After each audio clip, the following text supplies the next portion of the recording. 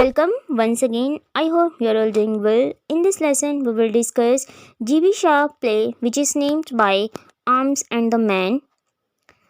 G.B. Shah एक Irish play right हैं. इनका time period late Victorian and early modernism का है. इनको हम विक्टोरियन एरा में भी और इसके साथ साथ मॉडर्न एरा में भी कंसीडर करते हैं. ये बेसिकली एक आयरिश प्ले राइट और एक्टिविस्ट हैं. G.B. शाह ने ऑलमोस्ट अपनी लाइफ में मोर देन 60 प्लेस जो हैं लिखी हैं, जिसमें मोस्ट इम्पोर्टेंट इनका जो प्ले है जिसमें सुपरमैन है, मोस्ट इम्पोर्टेंट है, पिग्मेलियन है, और जो प्ले हम अभी डिस्कस करने लगे हैं जिसका नेम है आर्म्स एंड द मैन. उसके बाद सेंट जॉन जो कि मोस्ट इम्पोर्टेंट है और एक मोस्ट इम्पोर्टेंट मिथ पर लिखा गया है. और इसके साथ साथ जो G.B. शाह हैं ये अवॉर्डेड हैं Nobel prize in literature. G.B. Shah जो हैं वो फेबियन सोसाइटी के साथ एसोसिएटेड थे. जब हमने विक्टोरियन लिटरेचर को डिस्कस किया था, विक्टोरियन एज को, तो उसके अंदर हमने फेबियन सोसाइटी डिस्कस किया था. फेबियन सोसाइटी के जो G.B. शाह हैं वो इस सोसाइटी के मेंबर थे और इनका एक एम था कि वो अपनी राइटिंग के थ्रू जो है वो सोसाइटी में चेंज लाना चाहते थे एज अ रेवोल्यूशनरी. तो इसलिए जो है G.B. शाह को कहा जाता है कि ये अपनी राइटिंग के थ्रू सोसाइटी में ऐसे चेंज लाना चाहते थे जिसको जो सोसाइटी के प्रीवियस नॉर्म्स हैं वो टोटली जो है वो चेंज हो जाएं. इसलिए इनको जो है आइकोनोक्लास्ट भी कहते हैं, यानी कि इमेज ब्रोकर. अब आइकोनोक्लास्ट कहते हैं कि जैसे हम उर्दू में कहते हैं कि बुत शिकन, तो इसलिए G.B. शाह को ये इसलिए कहा जाता था कि ये जो सेट ऑलरेडी सोसाइटी में सेट नॉर्म्स होती हैं, ट्रेडिशंस होते हैं, उनको ब्रेक करना चाहते थे. अब किस टाइप के ट्रेडिशंस, यानी कि लव के थ्रू, मैरिज के थ्रू, मैरिज के अकॉर्डिंग, वॉर के अकॉर्डिंग, और मतलब करेक्टर्स के अकॉर्डिंग, हमारे माइंडसेट के अकॉर्डिंग, जो हमारा माइंडसेट होता है ऑलरेडी हमने कोई एक मतलब एक इमेज सेट किया होता है, तो ये उसको ब्रेक करना चाहते थे. और जो प्ले हम डिस्कस कर रहे हैं आर्म्स एंड द मैन, उसके अंदर जो है हम जो G.B. शाह हैं इनको देख सकते हैं कि ये किस तरह आइकोनोक्लास्ट है, कि किस तरह जो वॉर से रिलेटेड हमारे माइंडसेट होते हैं उसको किस तरह इन्होंने ब्रेक किया, मैरिज के थ्रू, लव के थ्रू, यानी कि डिफरेंट जो सोसाइटी के नॉर्म्स हैं ना वो उनको किस तरह ब्रेक करते हैं. इसलिए इनको हम आइकोनोक्लास्ट कहते हैं. देन जो G.B. शाह हैं इनको प्रोपेगेंडिस्ट कहा जाता था, क्योंकि ये हमने भी डिस्कस किया, ये एक पब्लिक स्पीकर भी थे. और तो इस तरह मतलब सोसाइटी में जो क्योंकि इनके जो आइडियाज़ थे वो रेवोल्यूशनरी आइडियाज़ थे, कि ये चाहते थे कि जो राइटर हैं, ये जैसे कि हमने अभी बात की जो फेबियन सोसाइटी है उसके अकॉर्डिंग इनके जो आइडियाज़ थे कि राइटिंग के थ्रू जो है हम इस तरह के आइडियाज़ लोगों के माइंड में डालें कि जो हमारी सोसाइटी के अंदर ऑलरेडी जो सेट रूल्स हैं, नॉर्म्स हैं, उनको जो है रीशेप किया जाए, उनको दोबारा से रिन्यू किया जाए. यानी कि मतलब कहा कि जो राइटिंग के अंदर रेवोल्यूशन होता है, जैसे कि जो एक मोस्ट इम्पोर्टेंट रोमांटिक पोइट हैं P.B. शले, उनके बारे में भी कहा जाता था कि वो एक रेवोल्यूशनरी पोइट है. तो मतलब जो एक राइटर होता है वो राइटिंग के अंदर ऑलरेडी जो सेट नॉर्म्स होते हैं उनको ब्रेक करके जो है न्यू आइडियाज़ और न्यू थॉट्स जो हैं वो सोसाइटी को देता है. तो उसके लिए वो लिटरेचर को जो है वो अडॉप्ट करता है, यानी लिटरेचर को एज अ ब्रिज बनाता है कि जो उसके जो सेट नॉर्म्स हैं उनको किस तरह रीशेप किया जाए, और कौन कौन से ऐसे हमारे नॉर्म्स है या ट्रेडिशंस है जिनको दोबारा रीशेप करने की जो है ज़रूरत है. नेक्स्ट हम G.B. शाह के जो करैक्टर है उसकी कुछ करैक्टरिस्टिक्स देखते हैं. अब इनके जो हम जितने भी प्लेस देखेंगे उसके अंदर हमें जस्ट एंड वर्बल विट देखने को मिलेगी, यानी कि इनके जो वर्ड होते हैं उसके अंदर हमें एक गहरी बात जो है, मतलब एक विटी अंदाज़ होता है कि कितनी गहरी बात जो है ये अपनी वर्ड के थ्रू हमें जो है वो बताते हैं. देन उसके बाद आर्टिस्टिक फॉर्म इनके उसमें देखने को मिलती है. क्लमजीनेस कहते हैं कि जो मतलब किसी की एक ऐसी क्वालिटी जो बहुत ही ज़्यादा ऑकवर्ड दिखाई देती है, और ऐसी के मतलब जो ये शख्स है वो कितना ऑकवर्ड है, उसको सोसाइटी के बारे में कोई स्किल्स नहीं है, वो बहुत ही ज़्यादा केयरलेस है. तो इस तरह जो है ये अपनी राइटिंग के अंदर हमें G.B. शाह दिखाई देते हैं करैक्टर के तौर पर. देन उसके बाद एंटी रोमांटिक है. इनके जो प्लेज़ होते हैं उनके अंदर हम मोस्ट इम्पोर्टेंट जो हमें एक चीज़ देखने को मिलती है वो ये कि जो अजीबी शाह हैं वो किस तरह मतलब एक एंटी रोमांटिक करैक्टर के तौर पर जो हैं अपने करैक्टर्स को इंट्रोड्यूस करवाते हैं वेल स्ट्रक्चर्ड।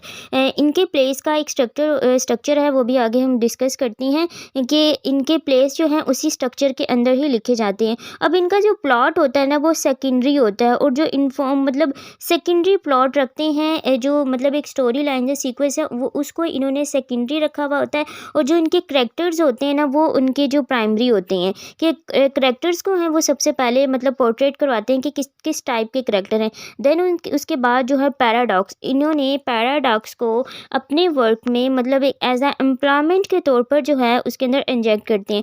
देन उसके बाद इनके जो प्लेस के कैटेगरीज है वो डिस्कस करते हैं। सोशल प्लेस होती हैं मतलब सोसाइटी से लिए गए होते हैं, 3 टाइप के इनके प्लेस होते हैं। सोशल प्लेस कहते हैं, आर्गुमेंटेटिव प्लेस होते हैं, देन प्लेस ऑफ आइडियाज़। इनके जो प्लेस हैं इन 3 कैटेगरीज में लिखे जाते हैं, या तो वो सोशल प्लेस होंगे कि सोसाइटी से रिलेटेड होंगे या फिर आर्गुमेंटेटिव होंगे जिसके अंदर हमें किसी न किसी कैरेक्टर्स के थ्रू कोई ना कोई आर्गूमेंट है वो दिखाई देगा। देन उसके वो प्लेस ऑफ आइडियाज़ यानी कि प्लेस उस प्ले को पढ़ के हमें प्लेस किस तरह लिखते हैं उसके बारे में हमें आइडिया होता है। तो इन 3 टाइप्स के प्लेस हैं। अब उसके बाद 3 स्टेज यानी कि प्लॉट कंस्ट्रक्शन की इनकी 3 स्टेजेस होती हैं। एक्सपोजिशन होती है, फिर उसके बाद कॉम्प्लिकेशन है, देन डिस्कशन।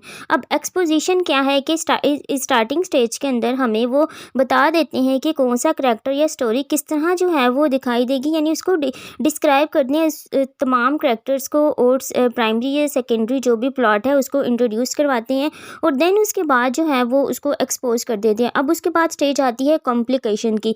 अब कॉम्प्लिकेशन के अंदर क्या होता है कि जब इन्होंने तमाम करैक्टर्स इंट्रोड्यूस करवा दिए तो उसके बाद जो मिड की स्टेज होती है उसके अंदर स्टोरी लाइन करैक्टर्स उनका एक कॉम्प्लेक्स स्ट्रक्चर दिखाते हैं कि किस तरह मतलब एक कॉम्प्लेक्सिटी क्रिएट कर देते हैं कि एक ऐसी सिचुएशन जैसे हम इस प्ले के अंदर देखेंगे कि एक जो करैक्टर है वो किस तरह मतलब एक स्टार्टिंग में और एंड से किस तरह दरमियान के उनके दरमियान एक क्लैश होता है, तो उसको वो कॉम्प्लिकेशन कहते हैं। देन उसके बाद डिस्कशन, फिर उसके बाद लास्ट में क्या होता है कि उसको सॉर्ट आउट करने के लिए वो खुद ही जो है वो उस चीज़ की डिस्कशन भी कर देते हैं।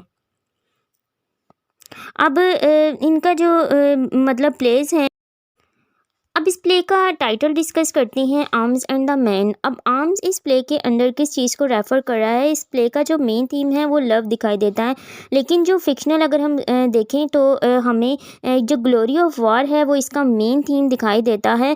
अब इस प्ले के अंदर जो मतलब आर्म्स है वो किस चीज़ को डिमॉन्स्ट्रेट कर रहे हैं कि पावर ऑफ मैन है किसके ऊपर? आर्म्स के ऊपर। अब आर्म्स यहाँ पे किस चीज़ को सिम्बलाइज़ किया गया है? यहाँ पर आर्म्स वार को कहा गया है और ये किस चीज़ को शो कर रहा है कि जो एक सोल्जर है उसकी पॉपुलैरिटी या उसकी ग्लोरी जो है वो कब ज़ाहिर होती है, यानी कि उसकी सुपीरियरिटी जो है कि वो सुपीरियर है वो वार के थ्रू हमें एक्सपोज होती है कि किस तरह वो वार के अंदर लड़ता है। और इसीलिए इस प्ले का नेम जो है वो रखा गया है कि एक मैन की जो सुपीरियरिटी है वो किस तरह डिमॉन्स्ट्रेट की जाती है, किसके थ्रू? वार के through. Now we are going to discuss the summary of this play, Arms and the Man by George Bernard Shaw. Setting, इस प्ले की जो सेटिंग है वो 1880s में रखी गई है, जब सर्बियन और बल्गेरियन यानी कि सर्बियन की जो वार हो रही थी 1880s में, उस टाइम में इस प्ले की सेटिंग रखी गई है। अब इस प्ले के अंदर जो मेजर करैक्टर्स हैं वो ऑलमोस्ट 4 to 5 करैक्टर्स हैं, जिसमें जो इस प्ले की हीरोइन है रायना, उसकी मदर है कैथरीन, और इसके बाद जो इसके अंदर सर्जियस हैं जो कि रायना का मंगेतर है, और जो नेक्स्ट करैक्टर है जो इस प्ले का प्रोटैगनिस्ट है, मतलब इसको साइड हीरो भी कह सकते हैं और मेन करैक्टर भी, क्योंकि इस करैक्टर का जो रोल है इस नावल के अंदर वो डिफरेंट है। तो और इसका नाम है ब्लडशील है, इसका नाम डेन कैथरीन जो कि इनकी मदर है रायना की, उसके बाद लूका है और एक और निकोला, और मेजर हैं जो कि रायना के फादर हैं, और निकोला जो है ये भी एक मेल मेड है इनके घर पे, और लूका जो है वो भी वो एक फ़ीमेल मेड है। अब इस प्ले की समरी स्टार्ट करते हैं। इस प्ले की ओपनिंग जब की जाती है तो उस टाइम पे बल्गेरियन और सर्बियन की जो वार हो रही थी, तो उस टाइम पे जो सिचुएशन थी वो वहाँ की दिखाई गई है कि एक लड़की जो कि मतलब बहुत ज़्यादा रोमांटिक है, वो स्टार्स वगैरह को देख रही होती है और उस जिसका नेम रायना है, और वो मतलब एक रोमांटिक लड़की है, और स्टार्टिंग से उसको दिखाया कि किस तरह वो स्टार्स वगैरह को देख रही होती है। मतलब वो यहाँ पर रायना की नेचर बताई है कि वो किस टाइप की लड़की है। अब उसी टाइम पर जो है इसकी मदर इनके पास आती है और उसे कहती है कि मतलब इनको एक गुड न्यूज़ देनी आती है कि जो वार चल रही थी उसके अंदर इसके फादर और जो इसका मंगेतर है उसकी मतलब जो इसका फियांसी है सर्जियस, उन दोनों ने वार विन किया और उस वार का जो हीरो है वो सर्जियस है, और वो जो है वो अब बहुत ही जल्द घर वापस आ जाएंगे। तो उसी के बाद जब इसकी मदर इसको ये न्यूज़ देकर चली जाती हैं, और उसके बाद उसी टाइम पर जो इनके घर की एक मेड है लूका, वो वहाँ पर आती है। लूका जो है इसका रोल इस प्ले के अंदर मोस्ट इम्पॉर्टेंट है।